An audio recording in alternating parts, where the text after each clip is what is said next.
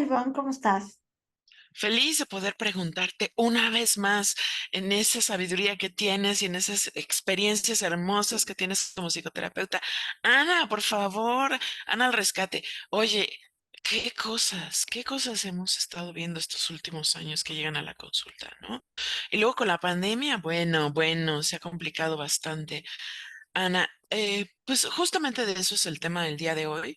Quisiera yo preguntarte, ¿qué aporta o qué podemos trabajar desde la terapia Gestalt cuando lo que llega a consulta es una persona con un problema de salud con el tema de la alimentación?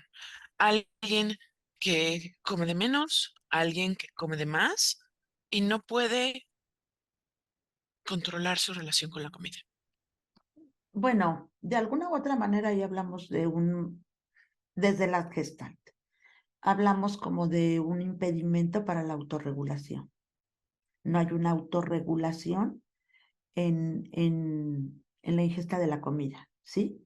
O hay una sobreregulación, no come nada, ¿no? Eh, yo creo que tenemos que entender cuál es como em, la dinámica en sí del trastorno de alimentación. El trastorno de alimentación es multifactorial y todos lo sabemos. Tiene que ver con una gran cantidad de situaciones. Tiene que ver desde la cultura, la educación, la imagen. Para las chicas hoy es la belleza, ¿no? El concepto de belleza ahora en las épocas en las que vivimos, eh, la, esta como idea de la perfección o de la belleza en esos términos. Y entonces, de alguna manera, bueno, no podemos olvidar que nosotros tenemos que trabajar interdisciplinariamente. Tenemos que tener la valoración del médico, la valoración del psiquiatra, la valoración del nutriólogo, etcétera, ¿sí? Dentro de esto, bueno, pues también digamos, como este, es- este tratamiento multidisciplinario tiene que contar con terapia familiar, con terapia individual, porque en realidad el trastorno alimentario es un trastorno de campo. Está ocurriendo en un campo, está ocurriendo por una circunstancia, está ocurriendo por los amigos, está ocurriendo por la familia, está ocurriendo por la sociedad en su conjunto, ¿no? Entonces, lo que tenemos que entender es que la chica o el chico que está padeciendo un trastorno de esta naturaleza es la única respuesta viable que puede dar. Si pudiera dar otra, ya la hubiera dado. Eso diría la Gestalt. Entonces, ¿cuáles son todos estos elementos que están funcionando en sus campos, en su sí mismo, en su self, en el deterioro de las funciones del self, de tal manera que hay como esta agresividad o esta retroflexión hacia el cuerpo? El cuerpo como la expresión de la retroflexión, ¿sí? La retroflexión es toda esa energía dirigida hacia mí que tendría que estar dirigida hacia afuera.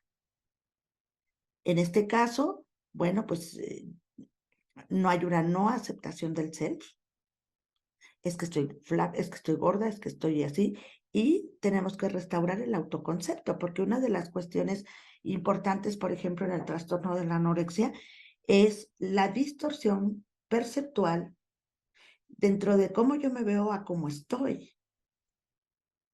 Entonces, hay un arduo trabajo para hacerlo. La gran mayoría de las personas que trabajan estos trastornos de alimentación y que lo hacen muy bien y que lo hacen de una manera multidisciplinaria, algunas de ellas necesitan internamiento dependiendo del grado, porque también Mm.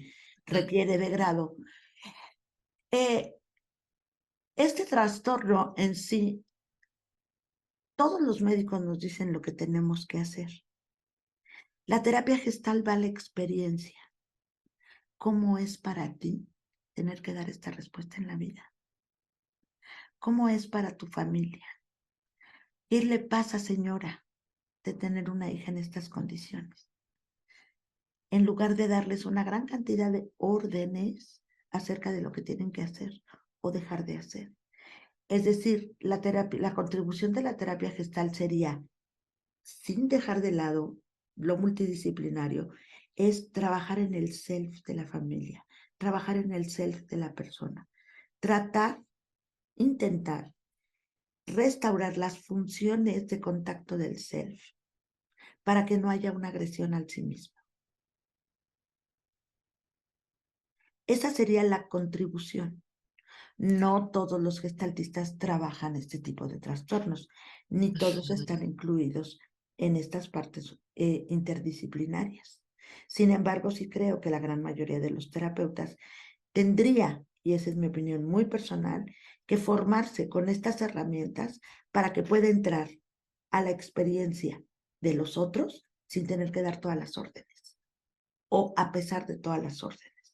Entonces yo creo que la contribución es la restauración del self, del sí mismo, eh, esta persona deje de retroflectar, ¿sí? Ujú, ujú. Y restaurar estos vínculos familiares donde la comida es el único punto en el que nos relacionamos. Ya comiste, no comiste, si comiste, no comiste, ya comiste, no comiste, si comiste. O sea, pareciera ser que ese es el punto, ese es el eje, y se olvida la persona que está padeciendo el trastorno. Mm. Oye, ¿y qué es lo más importante que necesita recordar un terapeuta para trabajar la retroflexión?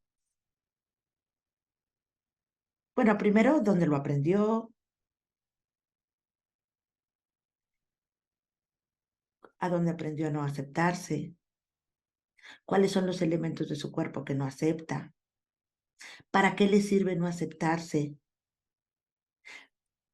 de qué manera quiere ser diferente, está en una polaridad. Quiere ser bella, bella, bella, bella, bella. Quiere ser flaca, flaca, flaca, flaca, flaca. Quiere ser gorda, gorda, gorda. Quiere los atracones. Entonces, tantito me lo como, tantito lo vomito, tantito sí, tantito no, tantito. Sí, es una historia de amor-odio. Sí, pero no, sí, pero no, sí, pero no. Entonces tenemos que restaurar esta funcionalidad del ser, en donde se dé cuenta, no solo es un cuerpo, es toda una persona. Que se mire desde otro lugar, no solo desde el cuerpo, en donde la comida está siendo la expresión de un problema, pero tenemos que ver qué hay en el fondo. La relación familiar, la relación con la madre, cuando se inició, un novio que no la quiso, el rechazo, la humillación, las heridas, todo lo que hay debajo de esto, ¿qué hay en el fondo? No qué hay en el síntoma. El síntoma ya lo sabemos. Queremos saber qué hay en el fondo del síntoma. Y que entonces se integre la figura y que no se le quede solo como, estoy muy gorda, estoy muy flaca, ya me voy a pesar, ya voy a hacer ejercicio, ya me voy a purgar.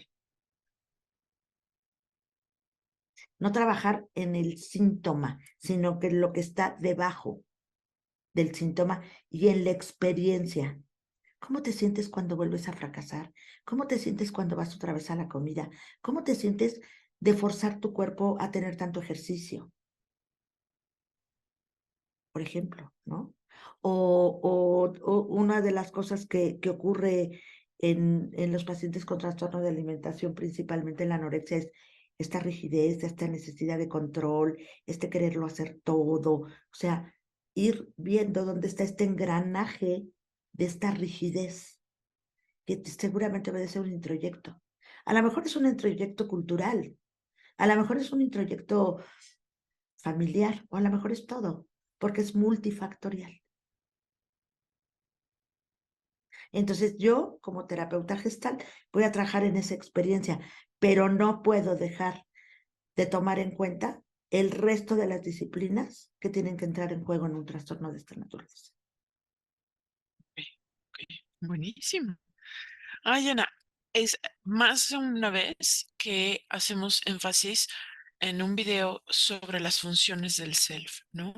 O sea, de verdad es volver a la vida, básicamente, restaurar esas funciones del self, Claro volver que a la sí, experiencia de estar vivo. exacto. Es decir, cómo estoy viviendo, incluso ser anoréxico, cómo estoy viviendo, incluso tener una obesidad mórbida, cómo estoy viviendo eh, tener estos atracones. ¿Qué me está ocurriendo a mí? Ujú, ujú. ¿Sí? ¿Por qué? Porque hay partes del autoconcepto que han dejado fuera de la conciencia. Las tengo que traer para que las vea y las ilumine en donde sean un todo, no solo el cuerpo con la belleza o la no belleza, depositado en la comida. Pero todo lo que está abajo hay que trabajarlo. Pero repito, tenemos que tener un equipo en donde podamos trabajar de manera conjunta. Wow, suena increíble, Ana. ¿Algún lugar o algo que nos recomiendes leer para saber más sobre esta formación para ser psicoterapeuta gestalt con este tipo de herramientas o algo que nos ayude a empezar por saber para dónde, como si fuera una Bueno, yo brújula en el tengo, por camino? ejemplo, un artículo que se llama Líneas diagnósticas en la terapia gestal para ir armando todo este rompecabezas, el diagnóstico extrínseco, que es todas nuestras teorías, todo lo que conocemos de neurociencias, y no nos queda de otra que cuando llega un trastorno de alimentación, por ejemplo, pues tenemos que ponernos a estudiar el caso específico que nos llegue. Claro. Porque tampoco lo denominamos todo, pero hay grandes científicos, ahora sí que como dices tú, grandes académicos, grandes investigadores, médicos, eh, terapeutas familiares, etcétera, que han estudiado todo lo que conforma este tipo de situaciones, de tal manera que tengo que estar informado de todo lo que hay ahora en relación a este tipo de trastornos, aunque yo vaya a la experiencia del trastorno, ¿sí? Súper. Sí, Ana, buenísimo. Muchas gracias. ¿Dónde te podemos encontrar, mi querida Ana? Por si tenemos más dudas, preguntas, comentarios acerca de este tema u otro de los muchísimos que hemos escuchado. Bueno, en www.institutocedes.com, en todas las redes sociales, aquí en el canal de YouTube, nos pueden mandar un mensaje con mucho gusto, suscríbanse al canal y en Facebook, la página de Cedes o en la de Ana Georgana, ahí nos pueden encontrar, mándenos un inbox, ahí también están los teléfonos de contacto y con mucho gusto nos ponemos a platicar. Genial, Ana, muchísimas gracias. Gracias a todos los que nos siguen, gracias por leernos, gracias por escribirnos y ya saben, suscríbanse y los esperamos pronto. ¿A ustedes qué les está llegando a la consulta? Cuéntenos. Cuéntenos.